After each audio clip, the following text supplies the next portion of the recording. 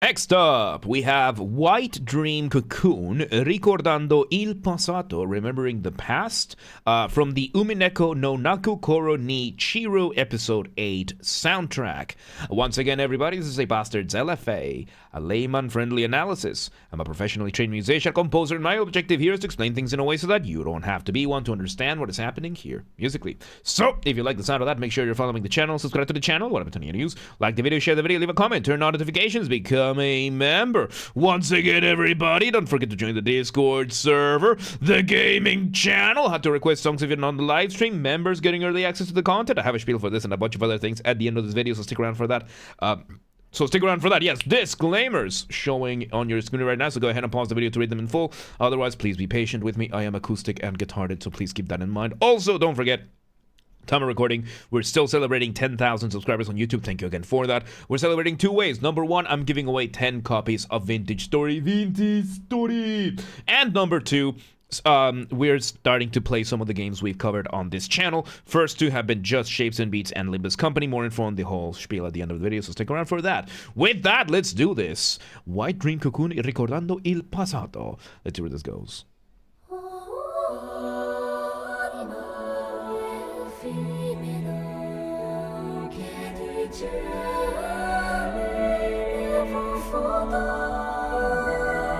Okay, so we start with a choral arrangement, right? So we have a choral arrangement,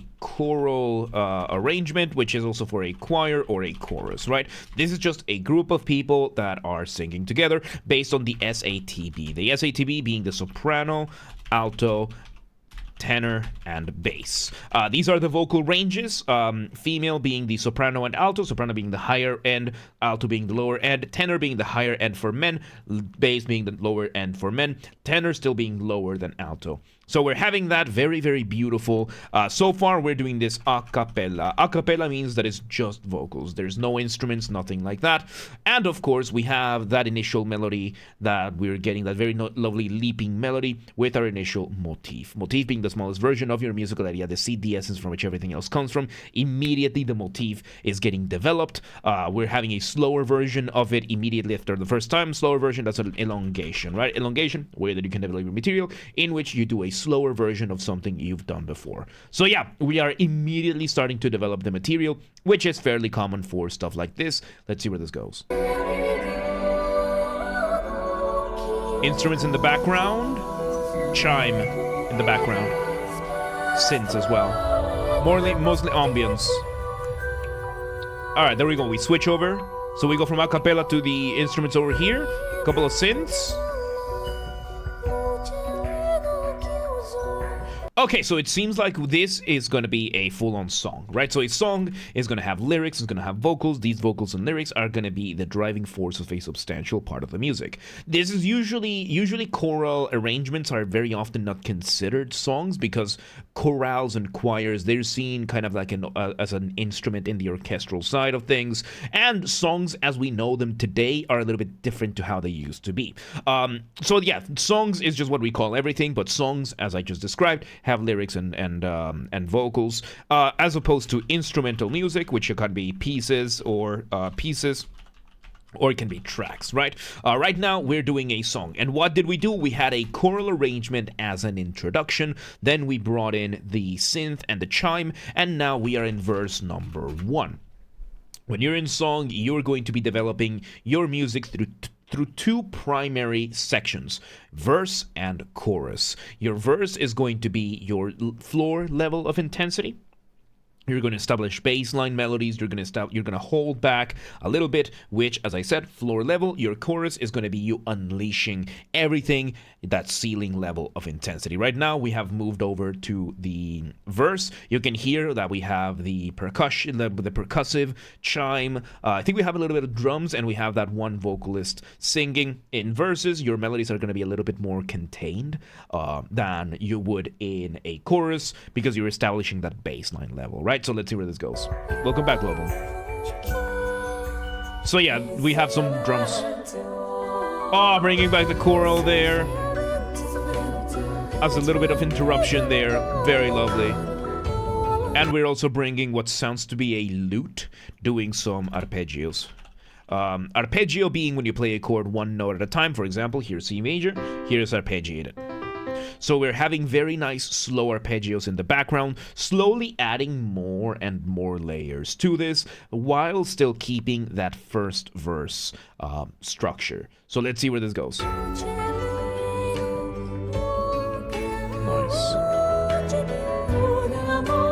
Bringing in the chorus. So now we're bringing in the chorus to add a few extra layers of vocals in what I would call our pre-chorus. Pre-chorus is going to be the connective section. It's going to allow you to smoothen the transition between your verse and your chorus, allowing your chorus, your ceiling, to be even higher than that. So yeah, let's see where this goes. Ah, beautiful harmony with the chorale. Soloist back, nice. And we bring an oboe in the background. We have an oboe. So oboe being this very beautiful instrument over here. It is easy to confuse with the clarinet. Like if you look at an oboe and a clarinet, it can be fairly easy to mix them up. For example, let me bring the images here, right? So here's the oboe, here's the clarinet. As you can see, they can look a little bit similar structurally. The main difference, however, is the mouthpiece. Yes, the oboe has a few extra, a bit more piping, but the primary difference is the mouthpiece. The oboe uses a reed mouthpiece, whereas the clarinet uses this larger mouthpiece, similar to that what you'd see in a saxophone, making the clarinet as emotionally emotionally flexible as a saxophone, as expressive as a saxophone, whereas the oboe used to be something that could be used as a replacement for trumpets. So yeah, we're having this. It was good. Yeah, the food looked good. So yeah, we're gonna ship Nosh over one day so that I can try the cooking. So yeah, let's see where this goes. Oh, and we bring some violins. Yeah, they both use reeds, but yeah, the oboe uses a smaller reed. I think that's a better way to put it. The oboe has a smaller reed. The clarinet has a larger reed mouthpiece. I think that's a better way to put it, yeah. Good catch, Viviano. So yeah, now we have the chorus. We unleash the melodies, we bring in the violins, the big percussion, the chorale. You can hear that we are now unleashing everything. Very beautiful. Let's see where this goes. Percussions. Still singing and developing that motif. Oh! Ooh.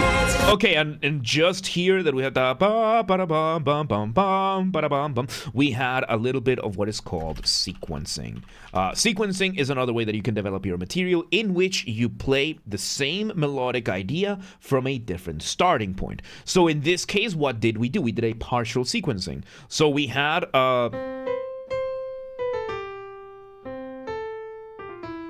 So we had the first note being the same, then we had the motif, then we played the first note again, and we've played the same shape just from a different starting point.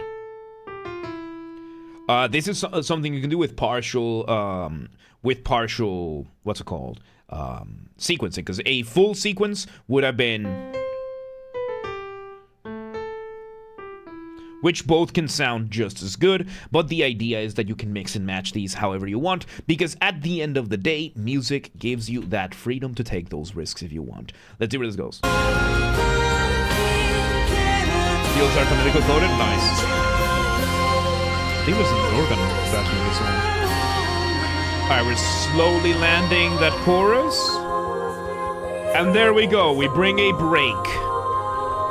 So, we bring the chorale back similar to what we did in the intro. However, because chorales and choruses are more considered to be instruments, we can call this an instrumental break. It's one of those weird things about music, that the chorale can be both vocals and it can be an instrument, and you can get away with both. For example, Beethoven's Ninth Symphony, the Ode to Joy. Ba ba ba ba ba. No, it didn't.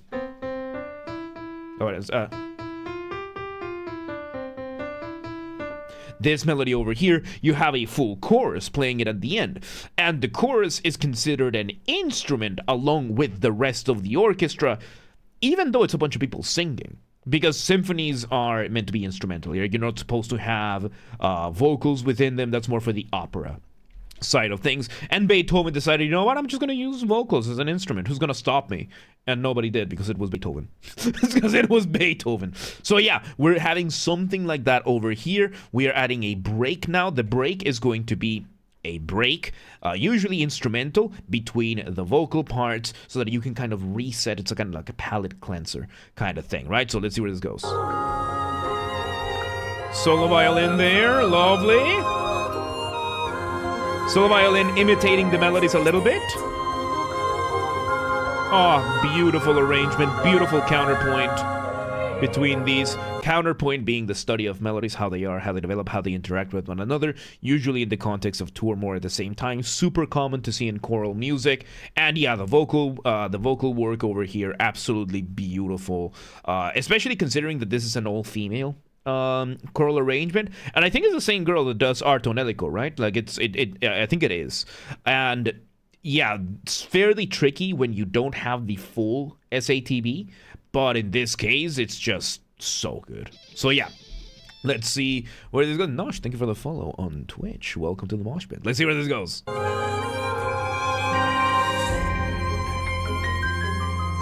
There we go.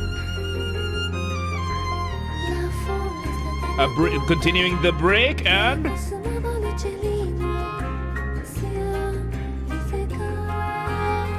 this seems to be the verse number 2. I'm gonna say this is verse number 2. We bring in the guitar, we bring in this, but you can feel the melodies have now once again become simpler than everything else. We've hit reset, and now we've done a vibe change over here, but the structure stays the thing. It annoys me. That's why we do multi-streaming. Oh, dude, I love the oboe. Very lovely. And I think now we have pre-chorus. I think we're already in pre-chorus. No, I think it's just verse. I think it's still verse, I think. Ah, beautiful interaction between the vocal and the violin there. No.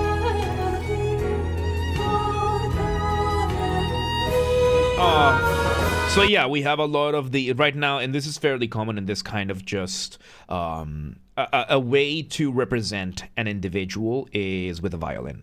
Like instrumentation and orchestration, the art of picking the right instruments, not just for the right sound, but also for the right texture, psychological response. And, you know, when you bring in a solo violin, you can very often represent an individual, usually on the classier side. So like high society individual kind of thing. So yeah, let's see. Why are some of the women floating? Because it's anime. Welcome back, Not Evil. So yeah, let's see where this goes.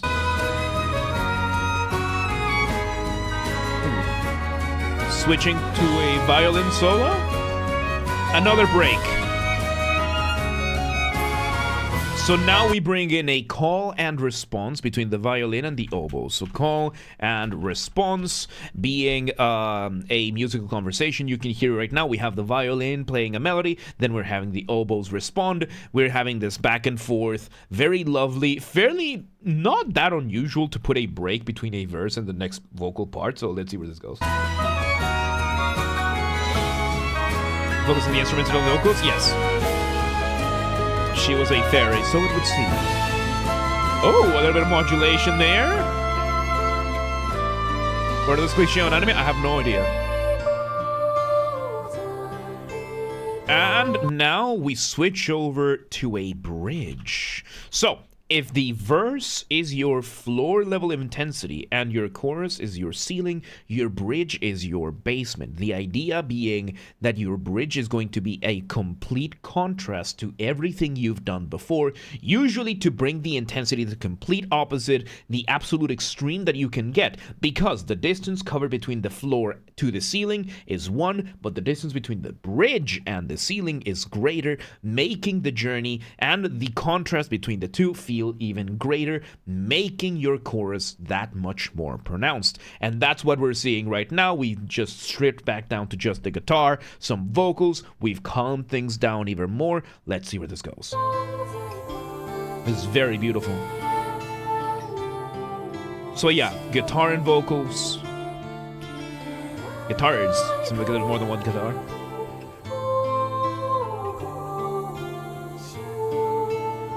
Very beautiful. And we bring the final chorus. And just like that. So of course we are now in the last minute of our track. I got goosebumps from this. Very, very beautiful. And usually in the last 1 to 2 minutes of your piece or your song, you want the big climax. And in this case, what have we done? We've brought back as much of what we've done throughout the entire song. And we're getting this final chorus. We might have an outro after this. Let's see if we do. So now we're just continuing to revisit the chorus, and yeah,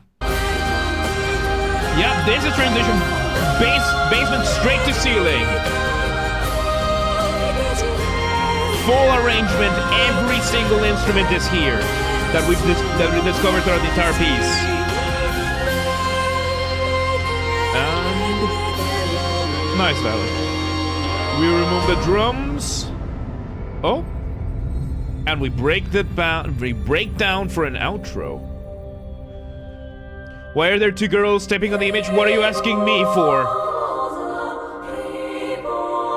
Okay, so yeah, we have a brief moment of giving us a little bit of ambience, and we bring back an outro as the intro as the outro. We have that choral arrangement that we had at the start as the intro. Let me just see how this ends, right?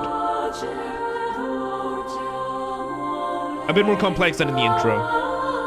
Why is there a perch? What are you asking me for?